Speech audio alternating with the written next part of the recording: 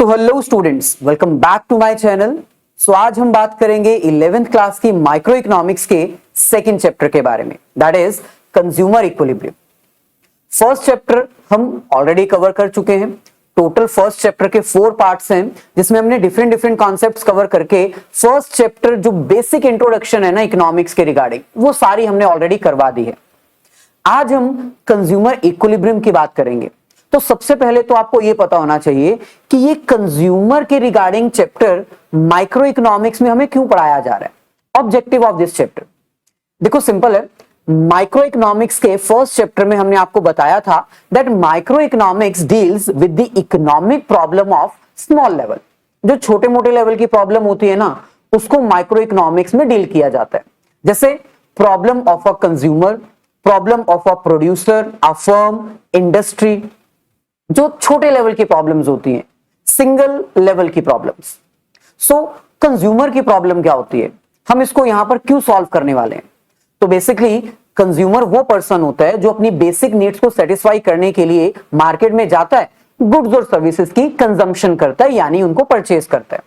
लेकिन as a consumer उसको problem कहां होती है, अमाउंट सेक्रीफाइस करने में, पैसा सेक्रीफाइस करने में। और बिना सेक्रीफाइस के उसको कोई प्रोडक्ट तो मिलने वाला है नहीं, ये तो ऑब्वियस सी बात है।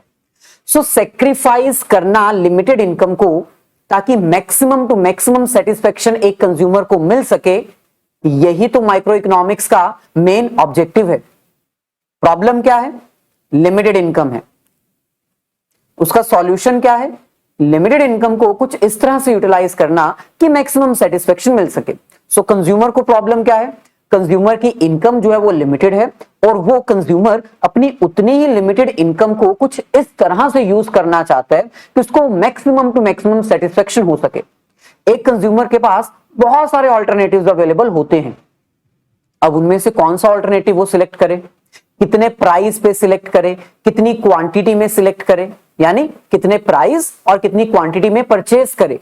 यही तो एक मेजर कंफ्यूजन है, क्योंकि इनकम लिमिटेड है लेकिन ऑल्टरनेटिव्स बहुत सारे हैं। उन ऑल्टरनेटिव्स में से कौन सा ऑल्टरनेटिव प्रियोर है, जरूरी है, वो कितने प्राइस पे परचेज करना चाहिए, कितनी क्वांटिटी पे परचेज करना चाहिए, कब तक परचेज करना चाहिए। क्योंकि एक लेवल वो भी आएगा जब एक ही कमोडिटी को आप बार बार परचेज करते करते बोर हो जाओगे और उसके लिए ज्यादा पैसा सेक्रीफाइस नहीं करना चाहोगे। सो कंज्यूमर प्रॉब्लम एक माइक्रो इकोनॉमिक लेवल की प्रॉब्लम है, इसीलिए इसको माइक्रो इकोनॉमिक्स के चैप्टर्स में इंक्लूड किया गया है। सो बेसिक इंट्रोडक्शन मैंने आपको बता दी। चलिए आज का कॉन्सेप्ट स्टार्ट करते हैं।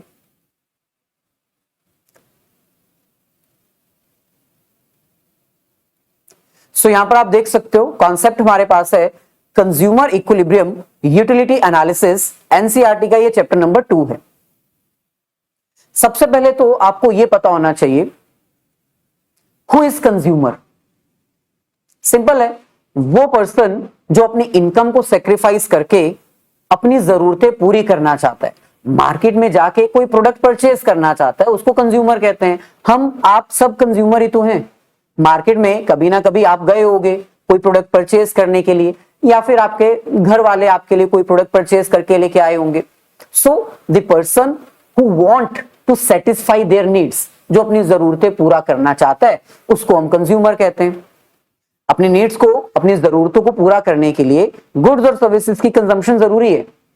जैसे फॉर एग्जांपल, अगर आपको भूख लगी है तो खाने के लिए कुछ चाहिए ना, प्यास लगी है पानी या फिर कोई कोल्ड ड्रिंक तो चाहिए ना। सो जरूरतों को पूरा करने के लिए आप अपनी इनकम सेक्रीफाइस करते हो और बदले में कुछ कंज्यूम करते हो। तो वो पर्सन जो अपनी जरूरत को पूरा करना चाहता है, पैसा सेक्रीफाइस करके और बदले में कुछ इनटेक करता है, कंज्यूम करता है, उसी को कंज्यूमर कहते हैं। तो यहां पर देखो क्या लिखा है, a consumer is one who buy goods and services for the satisfaction of their wants, अपनी जरूरत को पूरा करने के लिए। The objective of consumer is to get maximum satisfaction from spending his income on various goods and services at a given price. Main objective हर एक consumer का यही होता है, चाहे कोई पर्सन कितना भी अमीर हो, हर पर्सन का यही ऑब्जेक्टिव होता है कि कम से कम प्राइस पे ज्यादा से ज्यादा सेटिस्फेक्शन हमें मिले, कम सेक्रीफाइस किया जाए और बेनिफिट हमें ज्यादा पाओ। सो इन शॉर्ट, कंज्यूमर एक ऐसा पर्सन है जो अमाउंट सेक्रीफाइस करता है कुछ गेन करने के लिए। To gain something we have to sacrifice something. Suppose a consumer wants to buy a commodity, how much of it should he buy? Two approaches are used to getting the answer of this question. Sir ये chapter कर क्यों रहे हैं consumer equilibrium? Consumer equilibrium chapter आप इसलिए कर रहे हो क्योंकि हर एक कंज्यूमर के माइंड में सबसे पहला क्वेश्चन यही आता है कि ये प्रोडक्ट कौन से प्राइस पे कितनी क्वांटिटी में कब परचेज किया जाए। सो उसका सॉल्यूशन तो ढूंढना पड़ेगा ना। सो इसका आंसर दो अप्रोचेस में डिवाइडेड है, यानी ओवरऑल हम इस चैप्टर को टू पार्ट्स में डिवाइड कर सकते हैं। फर्स्ट हमारे पास आता है यूटिलिटी एनालिसिस और सेकंड हमारे पास आता है इनडिफरेंस एनालिसिस। दो अप्रोचेस हैं इसकी, दो टॉपिक्स हैं। इन दो टॉपिक्स की हेल्प से हम ये क्वेश्चन को सॉल्व कर सकते हैं। How much quantity at what price at what time. ये दो अप्रोचेस बेसिकली दो इकोनॉमिस्ट के डेवलपमेंट के पॉइंट ऑफ व्यू से डिफरेंशिएट की गई है। यानी दो पर्सन है, मान लो ये हमारे पास फर्स्ट पर्सन, ये फर्स्ट इकोनॉमिस्ट है ना, और ये सेकंड इकोनॉमिस्ट। एक इकोनॉमिस्ट वो है जिसने यूटिलिटी एनालिसिस का कॉन्सेप्ट डेवलप किया क्वेश्चन का आंसर ढूंढने के लिए, यानी कौन सा प्रोडक्ट कितनी क्वांटिटी पे कौन से प्राइस पे कब परचेज करना चाहिए। दूसरा इकोनॉमिस्ट कहता उसने इनडिफरेंस कर्व एनालिसिस का अप्रोच ढूंढा कंज्यूमर इक्विलिब्रियम को फाइंड आउट करने के लिए, यानी कौन सा प्राइस कितनी क्वांटिटी पे कितने प्राइस पे कब परचेज करना चाहिए। तो ये दो डिफरेंट अप्रोचेस हैं, दो डिफरेंट इकोनॉमिस्ट हैं। आज हमारा मेन फोकस यूटिलिटी एनालिसिस पे होगा क्योंकि ये फर्स्ट कॉन्सेप्ट है, लेकिन दोनों में डिफरेंस क्या है जल्दी से एक बार देख लीजिए। यूटिलिटी एनालिसिस वाला इकोनॉमिस्ट कहता कि हम कंज्यूमर को, मतलब कंज्यूमर ने अगर डिसीजन लेना है ना कि कितनी क्वांटिटी में प्रोडक्ट परचेज किया जाए, कौन से प्राइस पे परचेज किया जाए, तो सिंपल है, वो अपना सेटिस्फेक्शन लेवल मेजर कर ले इन रुपीज। अगर तो उसको सेटिस्फेक्शन ज्यादा मिल रही है तो वो कंज्यूम करता रहे, लेकिन अगर उसकी सेटिस्फेक्शन कम हो चुकी है तो वो अपनी कंजम्पशन करना बंद कर दे। यानी यूटिलिटी एनालिसिस को डेवलप करने वाला इकोनॉमिस्ट ये कहता कि हम कंज्यूमर की सेटिस्फेक्शन को मेजर कर सकते हैं इन रुपीज, मेजर करते जाओ, सेटिस्फेक्शन ज्यादा मिलेगी सेक्रीफाइस के कंपैरिजन में तो कंज्यूम करो, सेटिस्फेक्शन कम मिल रही है, सेक्रीफाइस ज्यादा कर रहे हो, लॉस ज्यादा हो रहा है तो कंजम्पशन बंद कर दो। सो उतनी क्वांटिटी तक कंजम्पशन करो जब तक आपको सेटिस्फेक्शन मिलती जा रही है। सो इस अप्रोच के अकॉर्डिंग, इसको हम कार्डिनल कॉन्सेप्ट या कार्डिनल अप्रोच भी कहते हैं, इस कॉन्सेप्ट के अकॉर्डिंग एक कंज्यूमर को अपनी यूटिलिटी के अकॉर्डिंग कंजम्पशन करनी चाहिए, सेटिस्फेक्शन के अकॉर्डिंग। और सेटिस्फेक्शन हम मेजर कर सकते हैं इन नंबर्स। लाइक फॉर एग्जांपल, मान लो मैंने आपको चॉकलेट ऑफर की, फर्स्ट चॉकलेट आपको 10 आउट ऑफ 10 की सेटिस्फेक्शन दे रही है, यानी 10 रुपए की चॉकलेट थी, मार्केट से आप चॉकलेट लेके आए, मैंने नहीं दी, मान लो मार्केट से आप चॉकलेट लेके आए 10 रुपीज की, 10 रुपीज की चॉकलेट के बदले में आपको 10 रुपीज की ही सेटिस्फेक्शन मिली, सही है। बाद में आपकी सेटिस्फेक्शन थोड़ी कम हो गई 9, इसके बाद और कम हो गई 5, इसके बाद तो सेटिस्फेक्शन मिल ही नहीं रही है, सेम चॉकलेट बार बार कंज्यूम करते हुए आप बोर हो चुके हो। तो यूटिलिटी एनालिसिस को डेवलप करने वाला इकोनॉमिस्ट कहता कि कंज्यूमर की इक्विलिब्रियम को, कंज्यूमर की सेटिस्फेक्शन को हम मेजर कर सकते हैं इन रुपीज। तो बस कंज्यूमर की सेटिस्फेक्शन को मेजर करो, सेटिस्फेक्शन मिल रही है तो कंजम्पशन करते रहो, नहीं मिल रही तो कंजम्पशन अपनी चेंज कर दो। दूसरा इकोनॉमिस्ट जिसने इनडिफरेंस कर्व एनालिसिस अप्रोच की डेवलपमेंट की, वो कहता ये कैसे पॉसिबल है कि हम कंज्यूमर की सेटिस्फेक्शन को नंबर्स में रिकॉर्ड कर सकते हैं, ये पॉसिबल ही नहीं है। कंजम्पशन करने के बाद, कोई प्रोडक्ट खाने के बाद कितनी सेटिस्फेक्शन मिली ये नंबर्स में थोड़ी रिकॉर्ड हो सकती है। हम अपनी सेटिस्फेक्शन को सिर्फ रैंक कर सकते हैं। यानी इनडिफरेंस कर्व एनालिसिस की अप्रोच को डेवलप करने वाला इकोनॉमिस्ट भी यही मानता है कि सेटिस्फेक्शन ही बेस है। अगर एक कंज्यूमर को पता लगाना है कि इस प्रोडक्ट को कंज्यूम किया जाए, कितनी क्वांटिटी में किया जाए, कितने प्राइस पे किया जाए, तो सेटिस्फेक्शन को ही हम यूज करते हैं। लेकिन ये इकोनॉमिस्ट कहता कि चलो इतना तो ठीक है कि सेटिस्फेक्शन के अकॉर्डिंग कंजम्पशन करनी चाहिए, लेकिन सेटिस्फेक्शन हम रैंक कर सकते हैं, नंबर नहीं दे सकते। रैंकिंग मतलब हाई, लो, मॉडरेट, है ना, equal, not equal, very high, very low. तो रैंकिंग की जा सकती है लेकिन हम नंबर्स नहीं दे सकते।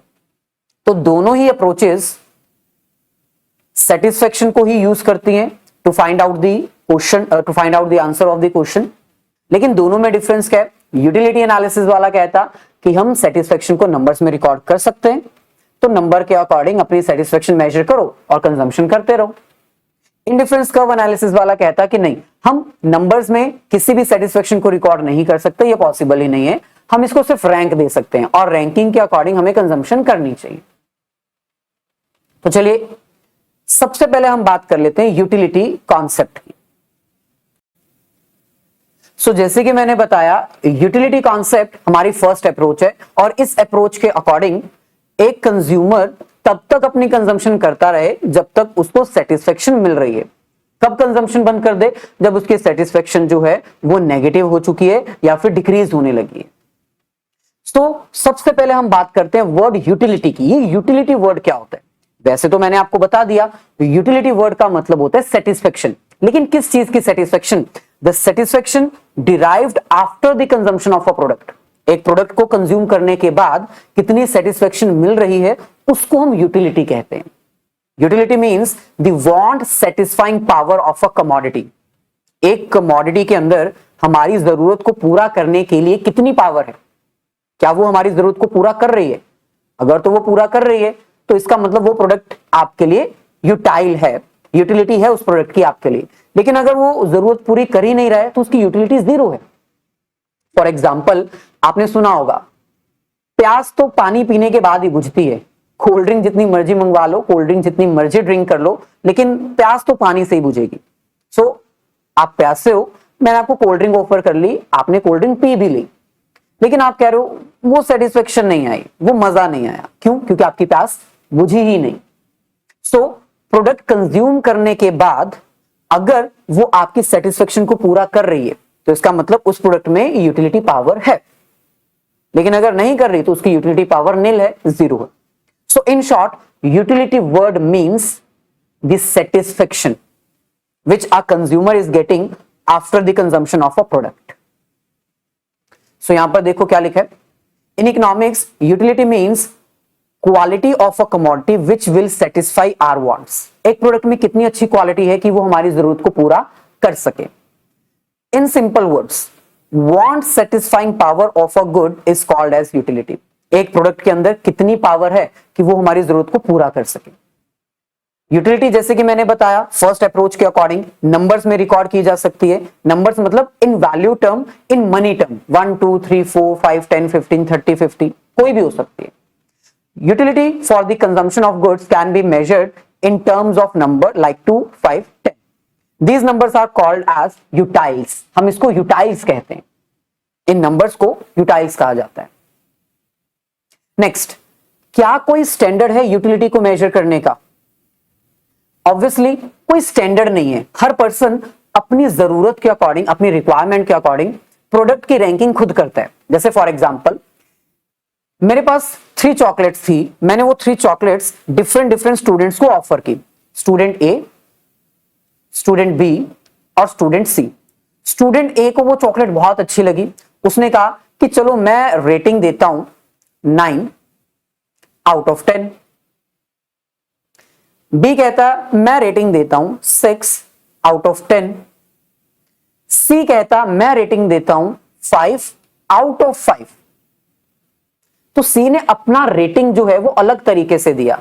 अब देखा जाए ए, बी और सी तीनों में से सबसे ज्यादा अच्छी किसको लगी? सी को, क्योंकि उसने रेटिंग चाहे 5 दी है लेकिन आउट ऑफ भी तो वो 5 है ना। तो यार्ड स्टिक, कोई स्टैंडर्ड है क्या रैंकिंग करने का, यूटिलिटी को मेजर करने का? कोई स्टैंडर्ड नहीं है। हर पर्सन अपनी सेटिस्फेक्शन को अपने अकॉर्डिंग मेजर करता है। कोई स्टार्स दे सकता है, कोई रैंकिंग कर सकता है। जब मूवी के रिव्यूज आते हैं तो डिफरेंट जो प्लेटफॉर्म्स हैं उनके रिव्यू स्टैंडर्ड्स अलग होते हैं। कोई 3 में से रेटिंग देता है ना, कोई 10 में से रेटिंग देता है मूवी को, कोई 5 में से, कोई 7 में से भी रेटिंग देता है। तो यार्ड स्टिक नहीं है, यार्ड स्टिक मतलब कोई बेंचमार्क, कोई स्टैंडर्ड नहीं है, हर पर्सन का स्टैंडर्ड अलग होता है। So one must note that there is no yardstick और any standard to measure the utility of a consumer. Everyone is having their own standard of describing their satisfaction. Consumption of same food may be more satisfied for someone as compared to the other. अब यहां पर yardstick नहीं है। और दूसरी चीज, एक और चीज, utility is personalized concept. It vary from person to person. अब 3 चॉकलेट्स मैंने अलग अलग पर्सन को ऑफर की, लेकिन चॉकलेट तो सेम थी, सेम प्रोसेस से बनी थी, लेकिन फिर भी तीनों को अलग अलग सेटिस्फेक्शन क्यों मिली? क्योंकि तीनों का टेस्ट अलग था। हो सकता है कि एक पर्सन को बिल्कुल भी चॉकलेट पसंद ना आती हो, इसलिए उसने 6 रेटिंग दी है ना। इसका मतलब ये नहीं है कि चॉकलेट खराब है, इसका मतलब ये है कि वो पर्सन उसको लाइक ही नहीं करता, उसको पसंद ही नहीं करता। नेक्स्ट, सो यूटिलिटी वर्ड का मीनिंग क्लियर है, सेटिस्फेक्शन ऑफ अ प्रोडक्ट। अब हम इसके फर्दर 2 कॉन्सेप्ट्स पढ़ते हैं, total utility and marginal utility. Utility आगे 2 हिस्सों में बटी हुई है, total utility and marginal utility. Total utility क्या होता है? अब देखो, यूटिलिटी का मतलब तो आपको क्लियर है ना, satisfaction.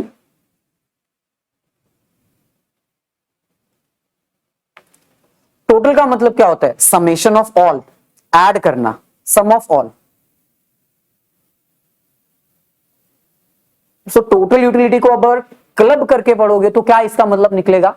Satisfaction derived from the consumption of all the commodities. आपने 1 चॉकलेट कंज्यूम की, आपने 2 की हैं, 3, 5, मान लो आपने एक दिन में 10 चॉकलेट कंज्यूम की, तो मैं आपको पूछ सकता हूं ना, what is the total utility after consuming all the 10 chocolates? 10 के 10 चॉकलेट्स कंज्यूम करने के बाद कितनी सेटिस्फेक्शन मिली भाई? So that is known as total utility, the satisfaction derived from the consumption of all the commodities. आपके सेट में जितनी भी कमोडिटीज थी, 5, 10, 15, 20, जितनी भी चॉकलेट्स थी, वो सारी कंज्यूम करने के बाद आपको टोटल सेटिस्फेक्शन कितनी मिली, उसको हम कहते हैं टोटल यूटिलिटी। सो यहां पर देखो क्या लिखा है, utility stands for satisfaction derived from the consumption of a good. Clear? Similarly, total utility means total satisfaction derived from the consumption of all the goods. Total satisfaction आपको कितनी मिली है सारी गुड्स कंज्यूम करने के बाद, उसको हम कहते हैं total utility. In simple words, it is the sum of utility derived from the consumption of all the commodities. सारे प्रोडक्ट्स कंज्यूम करने के बाद आपको सेटिस्फेक्शन कितनी मिली, उसको कहते हैं total utility. That's it. Next हमारे पास है टोटल यूटिलिटी का ये एक टेबल। अब ध्यान से देखो, आपने 1 चॉकलेट कंज्यूम की तो आपको सेटिस्फेक्शन मिली 100 की। जब आपने 2 चॉकलेट्स कंज्यूम की, मतलब इसमें पहली वाली भी है और दूसरी वाली भी है, 2 चॉकलेट्स, तो आपकी टोटल सेटिस्फेक्शन कितनी हुई? 190। 190 का मतलब 100 पहले वाली और 90 और उसमें ऐड हो गई। स्टूडेंट्स कंफ्यूज हो जाते हैं, वो पता क्या करते हैं एग्जाम में, टोटल यूटिलिटी को पता क्या समझ लेते हैं? वो समझ लेते हैं कि इन सबका total 100 plus 190 plus 270 plus 340 plus 400। That is not the total utility. Total utility का मतलब है कि हर प्रोडक्ट ऐड करने के बाद आपको टोटल सेटिस्फेक्शन कितनी मिलती जा रही है। जब आप एक कंज्यूम करते थे चॉकलेट तो आपको 100 की सेटिस्फेक्शन मिलती थी। जब एक ही दिन में आप 2 चॉकलेट कंज्यूम करते थे तो 190। एक ही दिन में जब आप 3 चॉकलेट कंज्यूम कर लेते थे तब आपकी at the end of a day, दिन के अंत में 270 यूटिलिटी होती थी। ऐसे ही जब आप एक दिन में 5 चॉकलेट्स कंज्यूम कर लेते थे तब आपकी सेटिस्फेक्शन 400 होती थी। सो दैट इज टोटल यूटिलिटी। अच्छा, अब नेक्स्ट कॉन्सेप्ट हमारे पास है मार्जिनल यूटिलिटी। देखो, यूटिलिटी का मतलब तो वही है, सेटिस्फेक्शन। अब इसका मीनिंग तो चेंज होने वाला नहीं है। मार्जिनल वर्ड का मतलब होता है चेंज। तो अगर मैं इन दोनों वर्ड्स को क्लब कर दूं, मार्जिनल यूटिलिटी, मार्जिनल मतलब चेंज, यूटिलिटी मतलब सेटिस्फेक्शन, तो चेंज इन सेटिस्फेक्शन, यानी प्रोडक्ट कंज्यूम करने के बाद हमारी सेटिस्फेक्शन में चेंज कितना आ रहा है। अब ऑब्वियसली जैसे जैसे हम प्रोडक्ट और कंज्यूम करते जाएंगे हमारी सेटिस्फेक्शन लेवल चेंज होती जाएगी। नॉर्मली एक कंज्यूमर की सेटिस्फेक्शन लेवल कम होती है, बढ़ती नहीं है। यानी जो सेटिस्फेक्शन है, एक ही प्रोडक्ट को अगर आप बार बार कंज्यूम करोगे तो ऑब्वियसली सेटिस्फेक्शन बढ़ेगी नहीं, कम होती जाएगी। सो marginal utility means change in satisfaction due to addition of one more unit, due to consumption of one more unit। यानी अगर आप एक और यूनिट कंज्यूम करते हो तो उसको कंज्यूम करने से आपकी सेटिस्फेक्शन में चेंज कितना आया, उसको हम कहते हैं मार्जिनल यूटिलिटी। अब देखो क्या लिखा हुआ है, marginal means change, so marginal utility means change in utility derived from the consumption of one more unit of a commodity.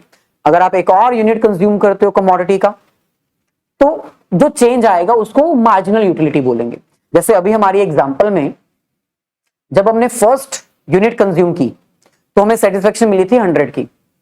जब हमने सेकेंड यूनिट कंज्यूम की, दो गुड्स कंज्यूम की, तो हमें सेटिस्फेक्शन मिली 190 की। तो दोनों में कोई चेंज आया क्या? यस, 90। तो ये जो 90 है इसी को हम क्या बोलेंगे? Marginal utility. Marginal utility. So in short it refers to the additional utility on account of the consumption of an additional unit of a commodity। Simple है, आप इसको लर्न कर लीजिए, ये इजी है, वर्डिंग भी लैंग्वेज भी। नेक्स्ट, अब मार्जिनल यूटिलिटी टोटल यूटिलिटी से ही कैलकुलेट होती है। आप देख सकते हो फर्स्ट में 100 थी, देन हो गई 190, तो 100 to 190 चेंज कितना आया? 90। 190 से ये हो गई 270, चेंज कितना आया? 80। देन 340 हो गई, चेंज 70, और लास्ट 400 हो गई, चेंज 60। यानी अगर मैं एक फॉर्मूला डिराइव करना चाहूं तो मार्जिनल यूटिलिटी का एक फॉर्मूला यहां पर बन सकता है। Marginal utility is the difference between total utility and total utility. लेकिन किसको किस में से माइनस करेंगे? 190 माइनस 100 या 100 माइनस 190? अब देखो सिंपल है, अगर 100 माइनस 190 करेंगे तब तो आंसर नेगेटिव में आ जाएगा। इसका मतलब 190 में से हम 100 माइनस करेंगे। सो जो ओरिजिनल वैल्यू है हमें वो यहां पर पिक करनी है, n। मान लो आपने टोटल यूटिलिटी यहां से कैलकुलेट करनी है, marginal utility minus n minus 1। मतलब जो भी टर्म आप सिलेक्ट कर रहे हो उससे प्रीवियस टर्म आपने लेनी है। ये फॉर्मूला है। जो भी टर्म आप कैलकुलेट कर रहे हो, जिस भी टर्म के लिए आप total utility marginal utility calculate कर रहे हो, उससे पिछली वाली टर्म आपने यूज करनी है। जैसे फॉर एग्जांपल हम यहीं पर एक क्वेश्चन ट्राई कर लेते हैं। मान लो आपको टोटल यूटिलिटी कैलकुलेट करनी है 4 की, और 4 की टोटल यूटिलिटी आप मार्जिनल यूटिलिटी सॉरी आपने फोर्थ टर्म की मार्जिनल यूटिलिटी कैलकुलेट करनी है। मान लो अभी आपके पास ये डाटा नहीं है, तो कैसे कैलकुलेट करोगे? फॉर्मूला है total utility of n minus total utility of n minus 1। तो n का मतलब हो गया फोर्थ टर्म की टोटल यूटिलिटी आपके पास कितनी है? 340 माइनस n माइनस 1, 4 माइनस 1 3, तो 3 की आपकी टोटल यूटिलिटी है 270। तो इस तरह से आपका आंसर आ जाएगा 70। इजी। अब सर टोटल यूटिलिटी से मार्जिनल यूटिलिटी कैलकुलेट कर सकते हैं क्या? मार्जिनल यूटिलिटी से टोटल यूटिलिटी कैलकुलेट हो सकती है? हो सकती है। कैसे? चलो यहां पर हम एक क्वेश्चन ट्राई कर लेते हैं। यहां पर आपके पास सबसे पहले यूनिट्स दे रखी हैं 1 2 3 4 5, और मार्जिनल यूटिलिटी आपको दी हुई है, यही वाली यूज कर लेते हैं 100 90 80 70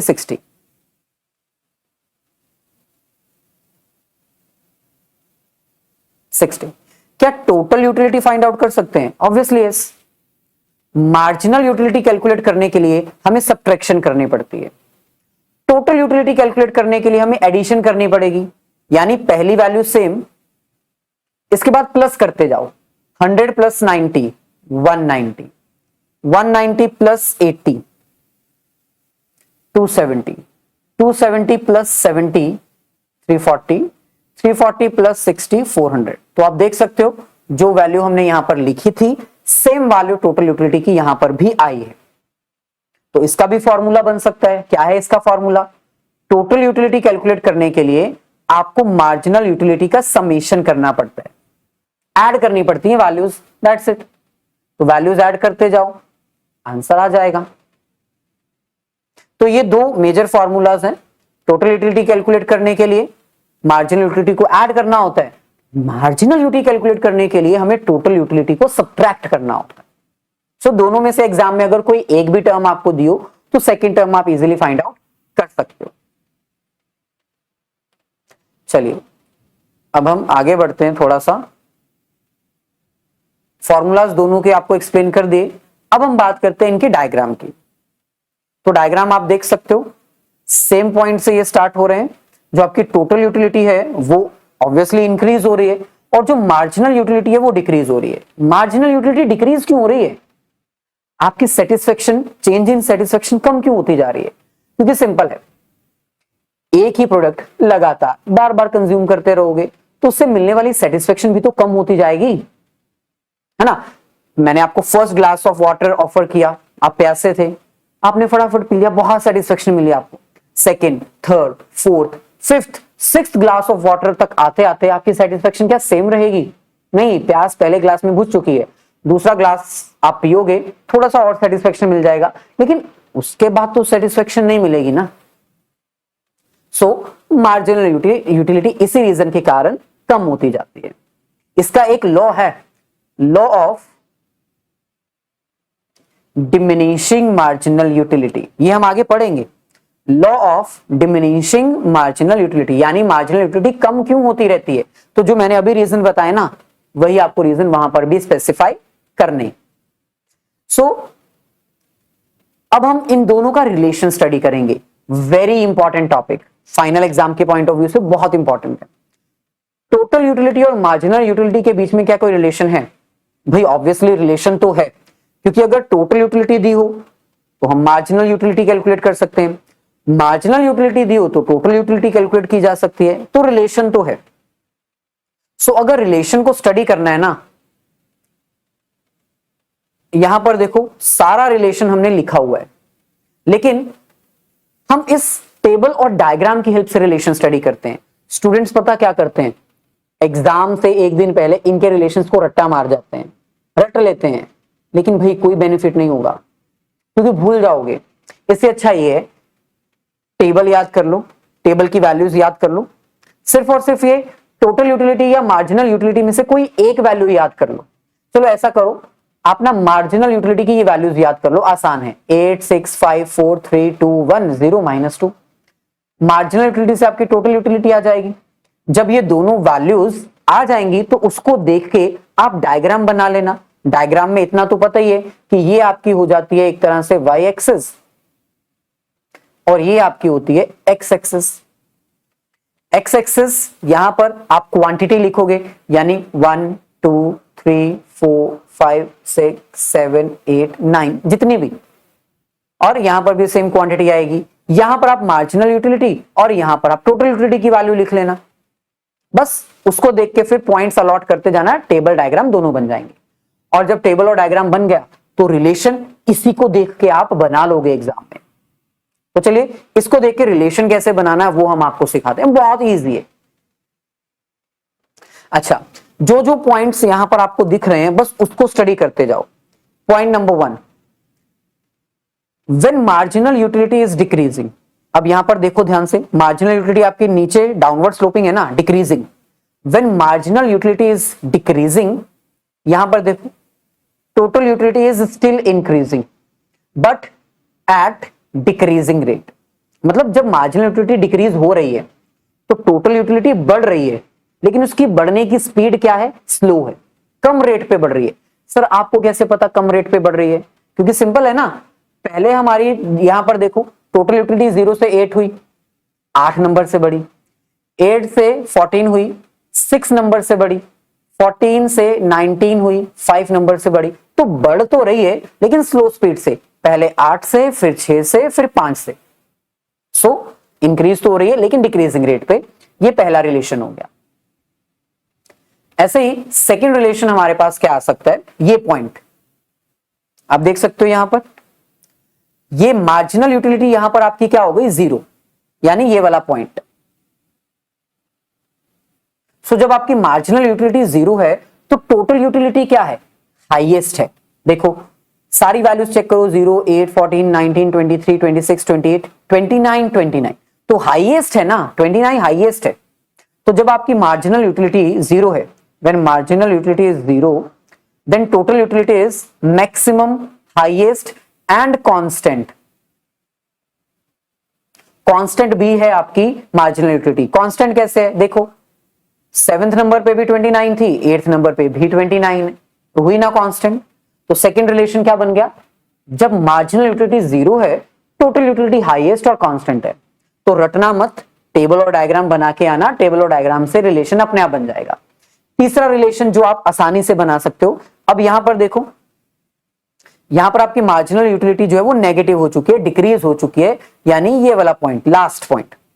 जब आपकी मार्जिनल यूटिलिटी नेगेटिव हो गई है, तो टोटल यूटिलिटी देखो हाईएस्ट से क्या होने लगी, नीचे गिरने लगी, डिक्रीज होने लगी। सो total utility is decreasing now. आप देख सकते हो 29 से कितनी हो गई, 27। तो ये भी एक पॉइंट है, जब आपकी मार्जिनल यूटिलिटी नेगेटिव हो जाती है तो टोटल यूटिलिटी डिक्रीज होना स्टार्ट हो जाती है। इसी टेबल और डायग्राम को देख के एक और रिलेशन बन सकता है, वो क्या है, marginal utility can be negative but total utility can not be negative. Total utility कहीं पर भी आप बताओ नेगेटिव गई है क्या, नहीं, 0 से स्टार्ट हुई है, हाईएस्ट हुई है, उसके बाद डिक्रीज हुई है, नेगेटिव में तो नहीं चली गई ना कभी भी, सो नेगेटिव नहीं है। एक और पॉइंट बन सकता है, जब मार्जिनल यूटिलिटी 0 है और टोटल यूटिलिटी मैक्सिमम और कांस्टेंट है, उस पॉइंट को हम पॉइंट ऑफ सैचुरेशन भी कहते हैं, यहां पर लिखा हुआ है सैचुरेशन पॉइंट। तो इस पॉइंट को हम सैचुरेशन पॉइंट भी कहते हैं। और क्या रिलेशन बन सकता है, जल्दी से एक बार इसको भी देख लीजिए। So first, as more and more units of a commodity are consumed, marginal utility derived from each successive units tend to diminishing, but total utility is still increasing at decreasing rate. तो इतना lengthy लिखा हुआ है, आप इसको short form करके लिख लो, क्या, when marginal utility is decreasing, total utility is still increasing but at decreasing rate, जो फर्स्ट पॉइंट मैंने बताया था। Second point, total utility and marginal utility start from same point. जब आपकी टोटल यूटिलिटी और मार्जिनल यूटिलिटी एक unit से start होती है ना, तब वो सेम पॉइंट से भी स्टार्ट हो सकती है, दोनों ही 0 0 या दोनों ही 8 8 पे स्टार्ट हो सकते हैं। तो ये जो रिलेशन है ये कभी कभी बनता है, हमेशा नहीं, लेकिन फिर भी आप लिख सकते हो। Third, when marginal utility is positive, total utility continue to increase. अब ये भी एक पॉइंट बन सकता है, जब तक हमारी मार्जिनल यूटिलिटी पॉजिटिव थी, कहां तक पॉजिटिव थी, यहां से लेके यहां तक वो पॉजिटिव थी। जब तक हमारी मार्जिनल यूटिलिटी पॉजिटिव थी, टोटल यूटिलिटी इंक्रीज हो रही थी। जब मार्जिनल यूटिलिटी पॉजिटिव से नेगेटिव हो गई, तब टोटल यूटिलिटी डिक्रीज होने लग गई, वो मैंने आपको बताया है। तो ये भी एक पॉइंट बन सकता है। Fourth point, when marginal utility is 0, total utility is maximum and constant, हो गया। Fifth point, when marginal utility is negative, total utility starts decreasing, ये भी मैंने बता दिया। And last, marginal utility can be 0 और negative but total utility can not be negative. Total utility आपकी negative नहीं हो सकती, मतलब एक कंज्यूमर इतना नीचे भी नहीं गिर सकता कि उसको सेटिस्फेक्शन नहीं मिल रही, नेगेटिव में मिल रही है, वो तो भी कंज्यूम कर रहा है, इसलिए ये नेगेटिव नहीं हो सकता। इन शॉर्ट, ये कुछ मेन हाईलाइटिंग पॉइंट्स हैं जो आप देख सकते हो। अच्छा, अब एक लास्ट कॉन्सेप्ट हमारे पास बचा, law of diminishing marginal utility, जो कि मैंने आपको बताया था। ये क्या है, law of diminishing marginal utility ये कहता है कि अगर एक कंज्यूमर एक ही प्रोडक्ट को लगातार बार बार कंज्यूम करता जाएगा, तो उसको सेम प्रोडक्ट से मिलने वाली सेटिस्फेक्शन कम होती जाएगी, इंक्रीज नहीं होगी। नॉर्मली ये हर एक गुड के साथ होता है, लेकिन हाँ, कुछ इसके एक्सेप्शंस भी होते हैं, जैसे अल्कोहल। अल्कोहल एक ऐसा प्रोडक्ट है जिसको कंज्यूम करने पे उसकी सेटिस्फेक्शन कम नहीं होती, उसकी सेटिस्फेक्शन और बढ़ती रहती, ठीक है। So law of diminishing marginal utility says that as we consume more and more units of a same commodity, same होनी चाहिए, चेंज नहीं होनी चाहिए commodity, same commodity, then the marginal utility change in satisfaction will goes on decreasing and decreasing and decrease. तो यहां पर देखो, law of diminishing marginal utility states that as more and more units of a commodities are consumed, जैसे जैसे हम same commodity को consume करते जाएंगे, the marginal utility derived from each additional unit goes on decreasing, हमें मिलने वाली satisfaction कम कम और कम होती जाएगी। और नॉर्मली ये हर तरह के गुड्स और सर्विसेज में होता है। किसमें नहीं होता, एक मैंने बता दिया, बाकी एग्जांपल अगर आपके पास है तो कमेंट में जरूर बताना। अब इसको प्रूफ करने के लिए आप ये टेबल भी शो कर सकते हो, first, second, third, fourth, fifth. जैसे जैसे हम कंजम्पशन अपनी बढ़ाते गए, टोटल यूटिलिटी तो बढ़ रही है, लेकिन मार्जिनल यूटिलिटी यानी चेंज इन सेटिस्फेक्शन कम होती जा रही है। अब इस लॉ की कुछ एजम्पशंस भी हैं। एजम्पशन का मतलब होता है कि ये जो लॉ है केवल और केवल तभी अप्लाई होगा जब ये दो कंडीशन सेटिस्फाई होंगी। Condition number 1, only standard units of commodities are consumed like a cup of tea, not a spoon of a tea और जग ऑफ अ टी और bucket of a tea. Normally ये law तब apply होता है जब हम एक normal standardized product की कंजम्पशन करते हैं। जैसे a cup of a tea अच्छा लगता है, हर 5 मिनट बाद अगर आपको एक चाय एक कप पे डाल के चाय ऑफर की जाए तो पहले ही first cup of a tea आपको ज्यादा सेटिस्फेक्शन देगी, सेकंड उससे कम, थर्ड उससे कम, फोर्थ नेगेटिव भी जा सकती है ना। तो एक स्टैंडर्ड होना चाहिए कंजम्पशन का, तब ये लॉ अप्लाई होता है। अगर हम spoon of a T offer करेंगे तो स्पून ऑफ अ टी तो आपकी सेटिस्फेक्शन और बढ़ाएगा, कम नहीं करेगा, तो वो नॉर्मल कंजम्पशन स्टैंडर्ड नहीं है। या फिर jug of a tea, bucket of a tea, बाल्टी भर के कोई आपको चाय दे जाए तो वो सेटिस्फेक्शन आपको फिर बिल्कुल ही नहीं मिलेगी। अच्छा, सेकंड है consumption of goods is continuous. ये लॉ तभी अप्लाई होगा, यानी आपकी सेटिस्फेक्शन तभी कम होएगी जब आप कॉन्टिन्यूअस कंजम्पशन कर रहे हो। ये नहीं चाहे आज पी थी तो अगला कप ऑफ टी आप एक हफ्ते, एक दिन, 2 दिन बाद पी रहे हो। कॉन्टिन्यूअस कंजम्पशन होनी चाहिए, हर घंटे में, हर 5, हर 10 मिनट में ऐसी कंजम्पशन होनी चाहिए, तब ये लॉ अप्लाई होगा। तो ये था हमारा आज का कॉन्सेप्ट। ये की टर्म्स आज हमने सीखी हैं। डाउट है तो रिवाइंड करके दोबारा देख लीजिए। नेक्स्ट लेक्चर में आगे के कॉन्सेप्ट कंटिन्यू करेंगे। वीडियो अगर अच्छी लगी है तो लाइक और शेयर जरूर कर दीजिएगा अपने सभी फ्रेंड्स के साथ।